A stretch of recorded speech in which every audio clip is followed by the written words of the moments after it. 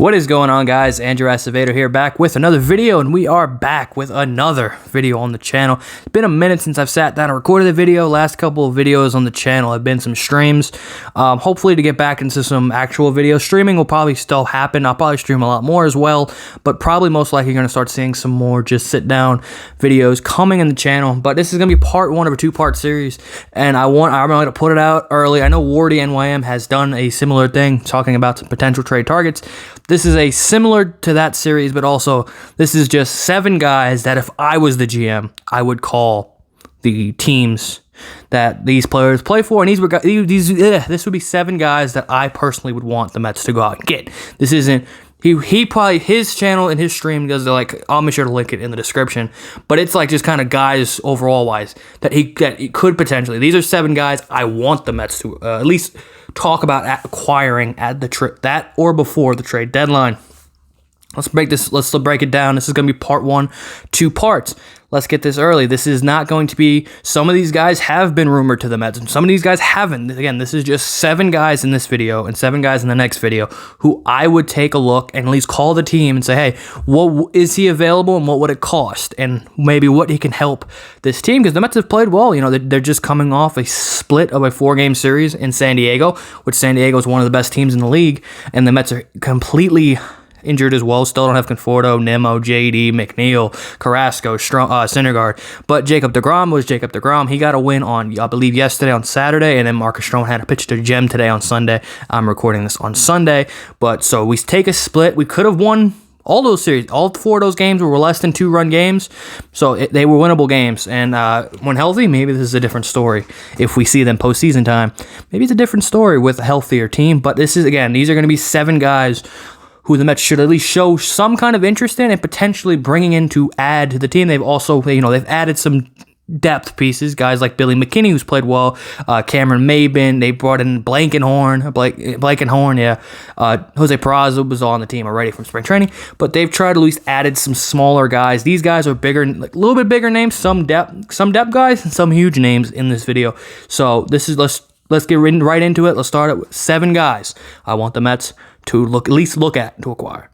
The first guy I want to talk about is a former New York Met prospect. Again, this is not a guy that I've heard any noise about, but he does play for a pretty bad team, and that is right-handed pitcher from the Detroit Tigers, Michael Fulmer, former Mets prospect. Obviously, he's well known for being traded for Yoenis Cespedes in 2015. The 28-year-old right-hander has 2 years left before he's a free agent, former Rookie of the Year. This year, he's seen a different side of Michael Fulmer. Now he's gone into the bullpen, has been saving some games for the Detroit Tigers. This year has a 4-3 record, 4 saves and 4 opportunities with a 3.34 ERA, 35 strikeouts, and 35 innings pitched.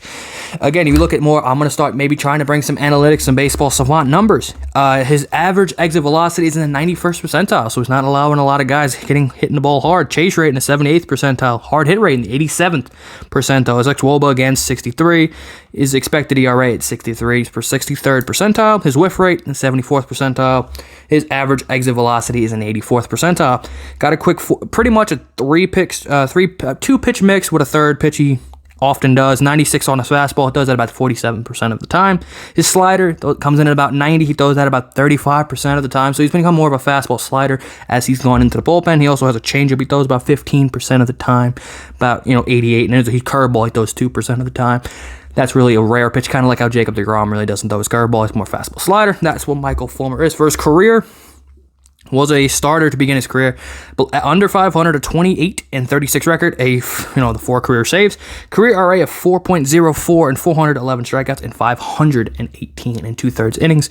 This could be a guy the Mets could use as kind of as a long man, could use him as a bullpen, as a reliever.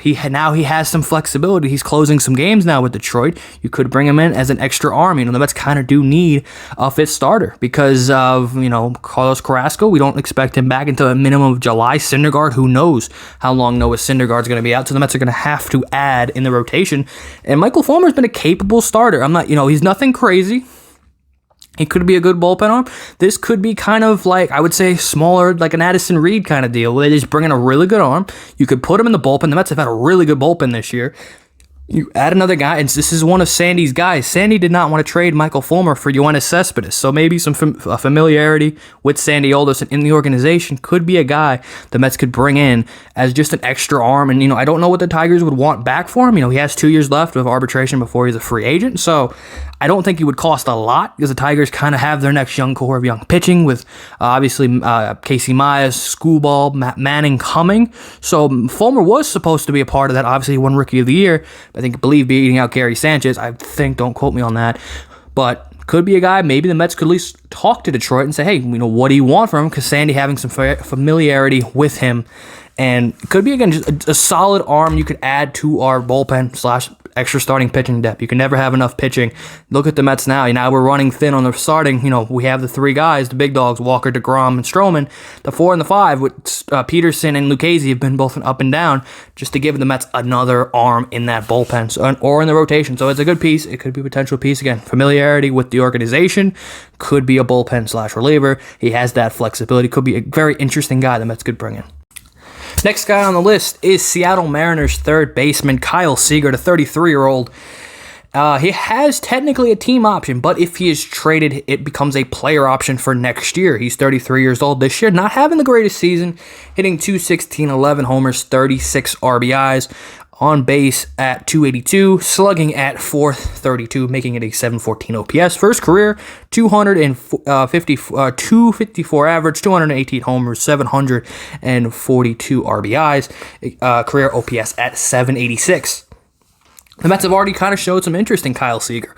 I believe early in the season, a couple weeks ago, there's a report that the Mets and the Mariners have discussed Kyle Seager. They also discussed it in the offseason as a potential third base option. Jonathan Villar's played well when he's been able to stay healthy. He's, been a really good spark plug, but he's not a starting third baseman. You would like him more as an extra utility guy, or once a week, couple times a week gets a start. Kyle Seager, again, what the Mets kind of don't have any this year is some power. He has 11 homers, and you're going to see that with a few of these guys, some power. The Mets have not been able to hit home runs, and a guy that can drive in some runs, 36 RBIs, 11 homer, again, still slugging over .430 at .432. Could be a guy that drives in some runs. If you look more of a baseball savant, his average exit velocity is in the 72nd percentile, hard hit rate in the 75th percentile, his xWOBA in the 63rd percentile, his barrel rate, or barrel percentage, he barrels the ball about in the 87th percentile. His outs above average, again, defensively, he's at 89, so that's really good. He's a really good sure-handed defender at third base. Problem is he's left-handed. Do the Mets want to add another lefty? But at this point, I don't think we can complain about the lefty-righty balance in this lineup. They just need to get some bats in the lineup, guys in the outfield, add at third base, infielders. You're pretty set with Lindor. Alonso now has come back at first base. Second base, potentially could be an option. McNeil, who knows how long McNeil could be out until July, mid-July. Same thing with Conforto. So this could be a guy. The Mariners are about 500. I think they're like 5.5 games out of first place in the AL West. I don't think they're ready. Kelenic has not looked good. So this could be a piece that they sell off to add more prospects. And the Mariners seem to always want to trade with the Mets and had problems. Well, the Mariners always want to trade with anybody. Jared Dipoto is one of the most active general managers in baseball. Could this be a guy the Mets could add? Don't know what the price would be, because he also, the turning the team option into a player option is something to look into. Could the Mets maybe get him for a mid-level prospect? Maybe. Is he the most intriguing piece for me? No, but it is an option who some teams, one, there's already been reports of it having some interest, and potentially a pretty solid acquisition at third base. The third guy we want to talk about in this video is also a former Met, Asdrubal Cabrera, right now playing, the 35-year-old playing with the Arizona Diamondbacks. Again, guy is a free agent after this season. Again, he's a free agent to be. Asdrubal, former Met from 2014 to 2016. Switch hitting, can play second, can play third. If needed, can play short, but right now he's pretty much a third baseman / second baseman with Arizona. Some positional flexibility. A switch hitter this season. He's hitting .284, 4 homers, 19 RBIs with an .850 OPS. I believe he just got off the IL out this week. He missed some time, I believe. For his career, he's like a .270 hitter, 192 career home runs, 846 RBIs, and a career OPS of .758. Again, if you look more of his analytics number, still very solid defensively in the 80 for outs above average in the 81st percentile. his whiff rate in the 71st percentile, chase rate in the 82nd percentile. So, you know what you're going to get, Asdrubal play with the Mets, sure-handed defender, can hit, and again, he has some flexibility positionally, and he's a switch hitter. So, again, the Mets kind of need some bench bats as well. When you're healthy, Asdrubal could be a really good bat off the bench you can go to, lefty-righty. Obviously, he had some big years with the Mets. Obviously, 2016, he hits that clutch homer against the Phillies that last weekend of the season. So, again, familiarity with Sandy Alderson, a guy that he brought in. He's still with you can bring him back. He had some interest, I believe, 2 years ago when the Nationals signed him, but he had some with the Mets. He turned the Mets down because they didn't show when he was a free agent interest then. But again, now Sandy wasn't there, bro. It was Brody and his core. Now that Sandy's back in the fold, maybe Asdrubal will be more willing to come back to the New York Mets. And again, positional flexibility, good bench bat. Guy that has some familiarity with the roster with guys like Conforto, Nimmo, DeGrom, no. Again, he has some familiarity with the team. It could be something, again. I'm trying to deepen this roster. They've gone for smaller moves. These are some of the bigger moves to improve this roster going forward. And again, postseason experience. Could be a guy you could potentially need, a veteran that you can add at the deadline. Let's go back to the starting rotation with our next player. Is a left-handed starting pitcher from the Kansas City Royals, a 32-year-old lefty, Danny Duffy of the Kansas City Royals, is a free agent after the season. And this year, he's having a tremendous year for the Royals. 4-3 record with a 1.94 ERA, 48 strikeouts, and 41 and 2/3 inning, an ERA plus of 2.29. Obviously, Danny Duffy had a lot of hype when he came up. He was a pretty highly touted prospect in the Royals system in 2014.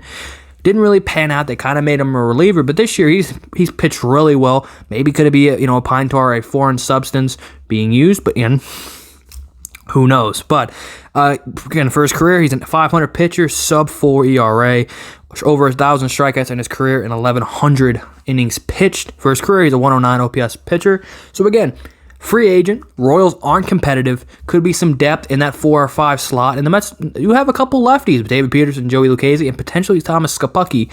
You could see this season adding another lefty. This could be a guy you bring in just for the pennant race, a pennant race chase. And again, worst case, extra lefty, could put him in the bullpen, because I didn't add any left-handed relievers the Mets should be interested in, because there really hasn't been a guy I've seen where I'm like, okay, there's a left-handed.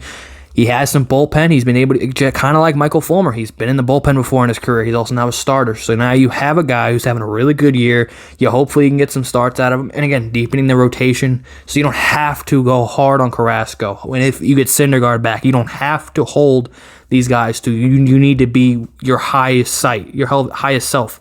Meaning you have to go out and produce. If you add some more depth in this rotation, it's not a bad idea. Danny Duffy, again, Royals aren't going to re-sign him. He's a free agent to be after the season. Shouldn't cost a lot. Could be a guy the Mets should be interested in. Again, more starting pitching depth is key for the Mets. Obviously, they're getting great production from their top 3. The 4 and the 5 has kind of been hit or miss. Peterson's had some good starts, also had some bad starts. Same thing with Joey Lucchesi. So the Mets should look to add a starter in the rotation. Maybe 2, who knows, in the bullpen. You're never going to have enough pitching, especially when you go to the playoffs.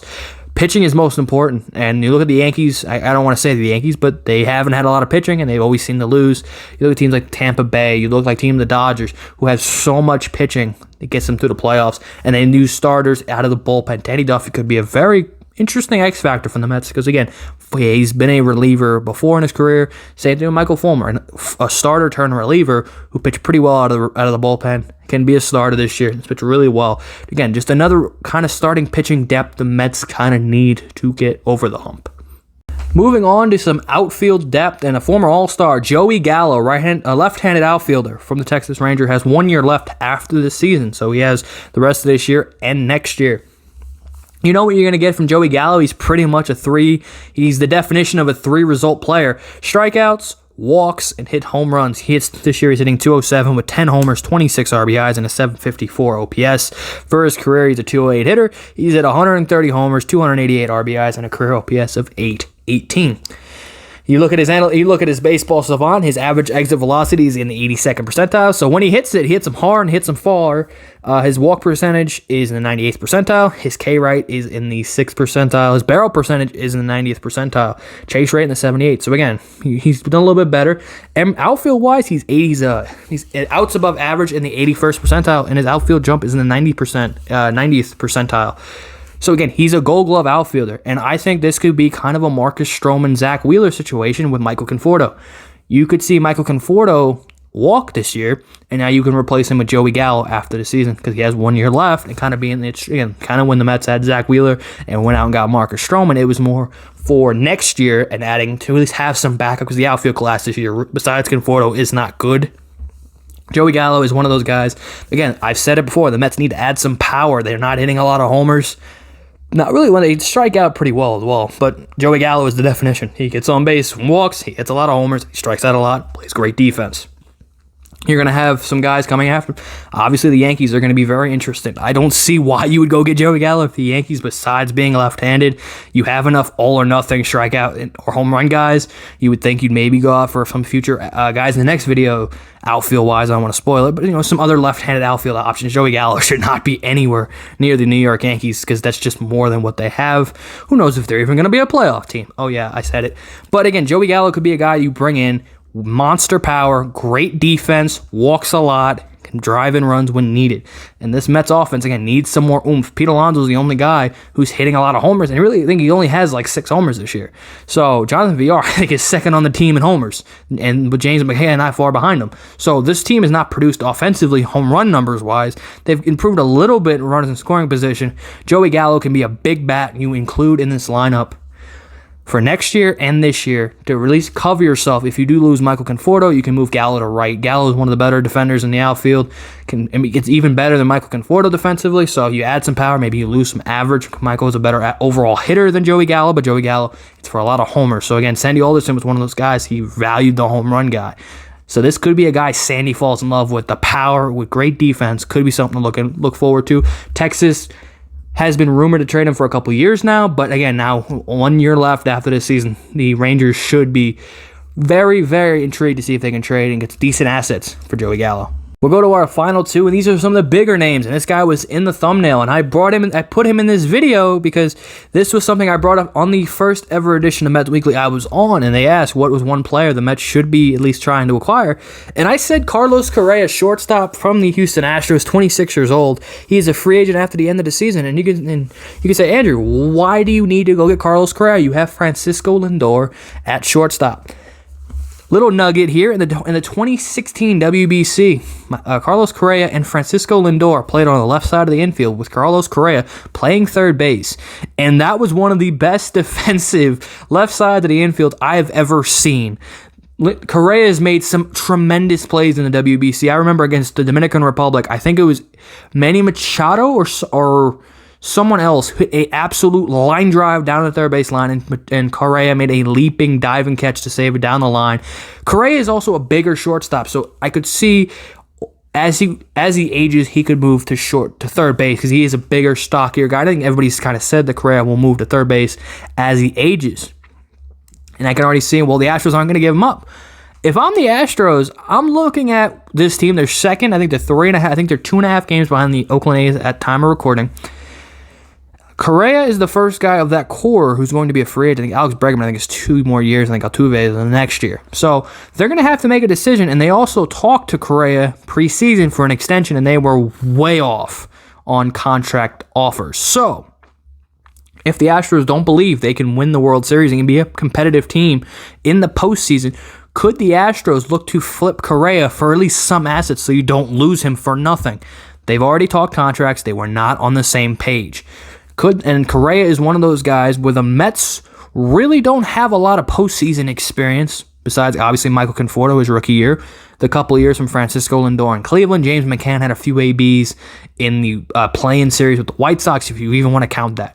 On the offensive side of the ball, you look at Pete, you look at McNeil when he's healthy, you look at JD and Dom. They have not had any postseason experience. Carlos Correa has been one of the best offensive players in the postseason, cheating or not. This man has come up big for the Astros when they needed. Everyone put George Springer had in 2017. But for 2018, 2019, Carlos Correa was one of those guys. I remember the home run he hit, the walk-off against Tampa. He just seems to always get better in the postseason. Obviously, you'd have to talk to Carlos before the trade that you're going to go play third with your Puerto Rican brother and Puerto Rican boy and Francisco Lindor. And would he be willing to move to third for half the season? Kind of like how Manny Machado, when the Dodgers acquired Machado, they moved him to shortstop when he lost Corey Seager. And then he went back after the offseason. He went to San Diego and went back to third. So would Correa be willing to move to third for half a season to help the Mets in the biggest need they want? You look at his offensive numbers this year, he's hitting .286, 10 homers, 32 RBIs, and .849 OPS. Again, you look at kind of the baseball savant numbers, outs above average in the 94th percentile.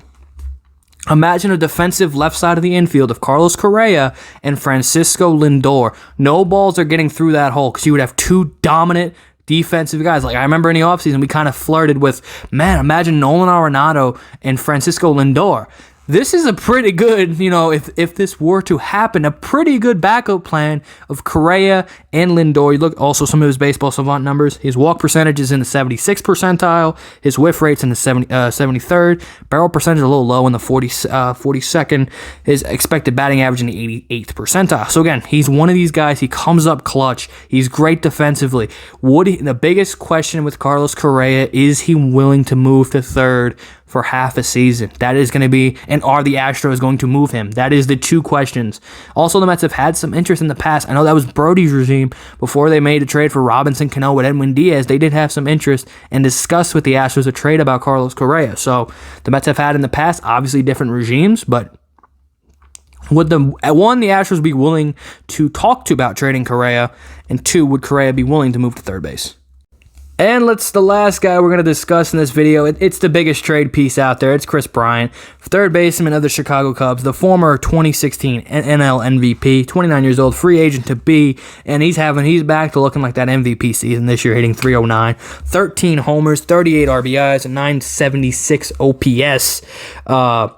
Again, ex-WOBA in the 81st percentile, his chase rate in the 69th percentile. His barrel rate, 74th percentile. Outs above average is pretty bad at only 9, the 9th percentile, which that's bad, but he's been plays everywhere. He plays in left, he plays in right, he plays in first, he plays in third. With the Mets, he's going to primarily play third base. It's the biggest name out there.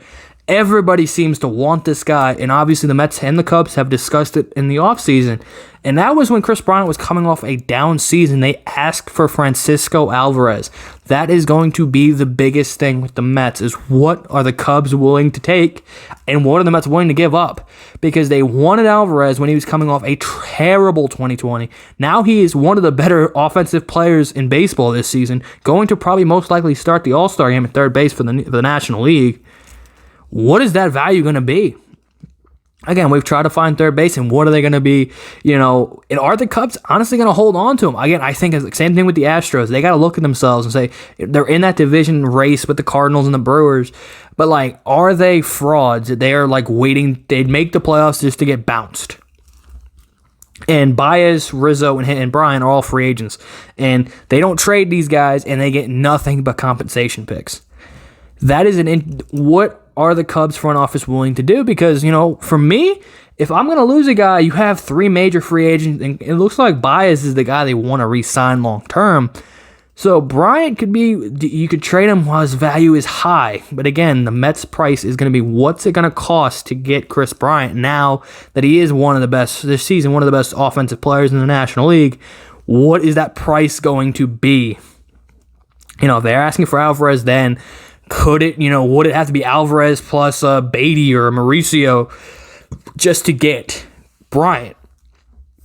And if you're asking now, the price is going to be higher, but could the price be down by the deadline? Who knows? And there are also some other teams potentially who could maybe want to jump into a Kris Bryant sweepstakes. But again, he is the biggest name, the most popular name. I've seen so many content creators on this channel crying to go get Kris Bryant. I have been on the... It'd be nice to have him, but I'm not going to blow the bank for Kris Bryant. I don't think he's the guy to blow the bank on. I think there are some cheaper options. We'll get to that in part 2. My favorite third base potential trade chip that I'd call for will be in part 2, and you guys will see that very soon. But Kris Bryant, he's the man. Will Kris Bryant be a New York Met? So there you go, guys. Have it. Those are 7 guys for part 1 of guys I would be calling their teams to see if they're available and What do you guys think? Would you guys want Sandy Alderson and Zach Scott to call these teams for those players? Are there guys? What would you give up for those guys? If it's Chris Bryant, Carlos Correa, Joey Gallo, anybody else? Part 2 will be coming out in a few days, but that'll be 7 more players that I would like the Mets to acquire for some depth or adding some potential superstars or all-stars caliber players. This was kind of the more, names you've heard. Next episode is a couple guys that haven't really had any traction, but potentially could be really good additions for the New York Mets. So leave in the comment section down below, what do you guys think of part 1? If this video gets a decent amount of likes, we'll put part 2 out pretty quickly. If not, we'll probably put out part 2 by the end of the week. So thank you guys for watching. Be sure to like this video, leave a comment, subscribe for more. Trying to get to 200 by the All-Star game in July. So I'm going to get back on grinding. I'm going to get more content coming out. Obviously, Mets Weekly, if it does happen, it's always Thursdays on Mets Fans Only. Be sure to check out the guys, Frank About Sports, Tony Metro, Mets Talk with Hayden, Big Apple Baseball Banter, and Elias over there. And obviously, Mets Fan from YouTube, who's putting up great positional rankings. I'll leave those guys linked in the description down below. So thank you guys. I will see you guys in the next video. Peace.